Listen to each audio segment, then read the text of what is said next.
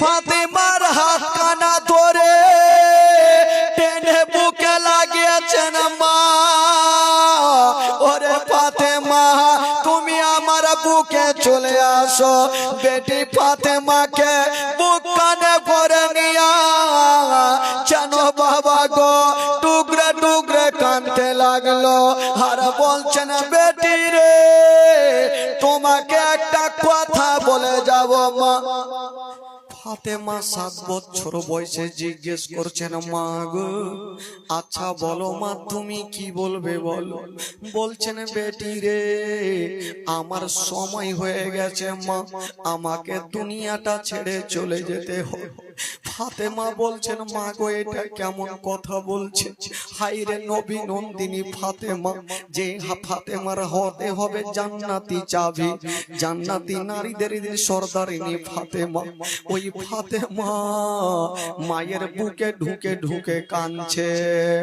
High রে খাদিজা ফাতেমার হাত কানা ধরে আমার নবীর হাতে সঁপে দিচ্ছেন।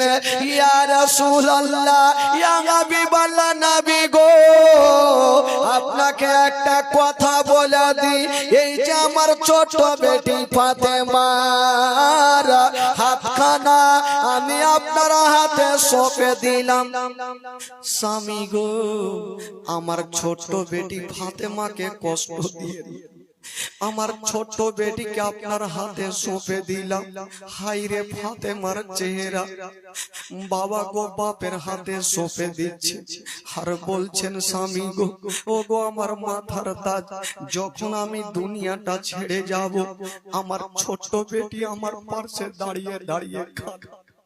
তখন ইয়া রাসূলুল্লাহ সান্ত্বনা দেওয়ার জন্য কেউ থাকবে না, আপনি থাকলেন একটু আমার বেটিকে সান্ত্বনা দেবেন।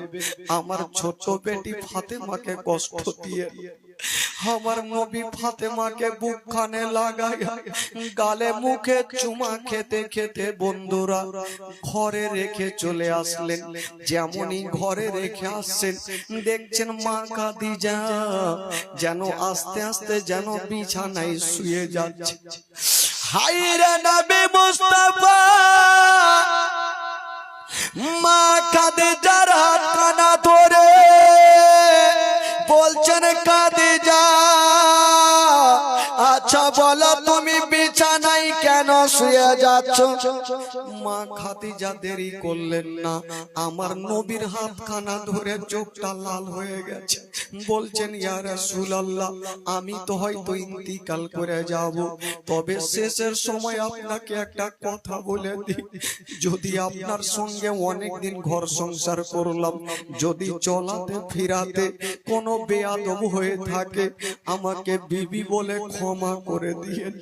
আমার নবী কাঁদছে আর বলছেন খাদিজা আচ্ছা তুমি এই কথা বলিও না, খাদিজা তুমি সুস্থ হয়ে যাও, কারণ আমার কেউ নেই, যত দুঃখের কথা হয় আমি তোমাকে এসে বলি, যদি তুমি চলে যাও আমার সারাটা জীবন অন্ধকার হয়ে যাবে।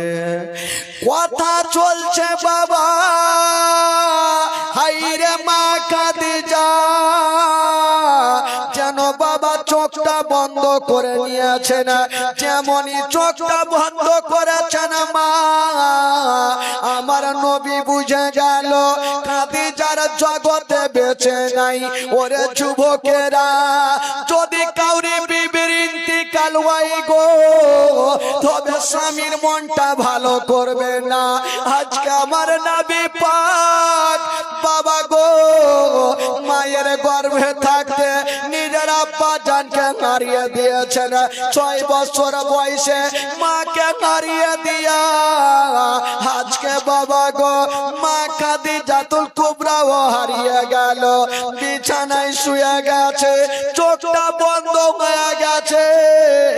আমার নবী দূরে দাঁড়িয়ে দাঁড়িয়ে কাঁদছে, নবী দূরে দাঁড়িয়ে দাঁড়িয়ে কাঁদছে। বাবা গো লোকজন চলে আসিল, আমার নবী তখন বলছেন ওরে সাহাবারা রে যাও যাও আমার খাদিজার জন্য একটা সুন্দর কবর তৈরি কর। বাবা গো, সুন্দর করে একটা কবর তৈরি করা হইল। আমার নবী বলছেন সাহাবারা রে, একটু খাদিজার কবরটা বেশি সুন্দর করে দাও, কারণ আমি খাদিজার গুণ ভুলতে পারি না, খাদিজার গুণ ভুলতে পারি না, ভালোবাসা ভুলতে পারি না। সুন্দর করে কবরখানা তৈরি কর। হায়রে নবী পাক যেমন এই কথা বলা, সুন্দর করে কবর তৈরি হয়ে গেল। ওগো মা,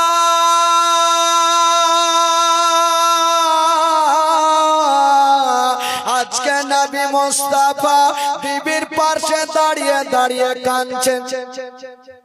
বাবা কাফন পরিয়ে দেওয়া হইল, যেমনই কাফন পড়া হইল লোকজন চলে আসলো। ফাতেমা চিন্তা করছেন, আল্লাহ আমার বাড়িতে এত লোকজনের ভিড় কেন, আমার বাড়িতে এত লোকজন কেন দেখা যায়। ফাতেমা চিন্তা করছেন, একবার আমি গিয়ে দেখি। যেমনই যাচ্ছেন বাবা দেখছেন খাটলাতে যেন সাদা কাফনে ঢাকা। ফাতেমা বলছেন, আব্বা গো, আব্বা গো, আমার মা কোথায় আছে আব্বা, একবার আমার মাকে আমার কাছে নিয়ে আসো আব্বা। আমার নবী বলছেন, বেটি রে, তোমার মা সারা জীবনের মতো চলে গেছে, আর কখনো তোমাকে বেটি বলে বুক খানে নিবে। বলছেন, আব্বা গো, কেন আমার মাকে কি হয়েছে? একটু আগে আমার মা আমাকে বুক কানে ধরে আদর করিল, আমার মা আমার গালে বুকে চুমা দিল, কেন আমার মা বুকে ধরবে না, কেন কথা বলবে না? আমার নবী বলছেন, বেটি রে, তোমার মা এত দূরে চলে গেছে মা, আর কখনো তোমাকে ছেলে কি বলে বেটি বলে বুকে নেবে না। আব্বা এটা কেমন কথা বলছেন?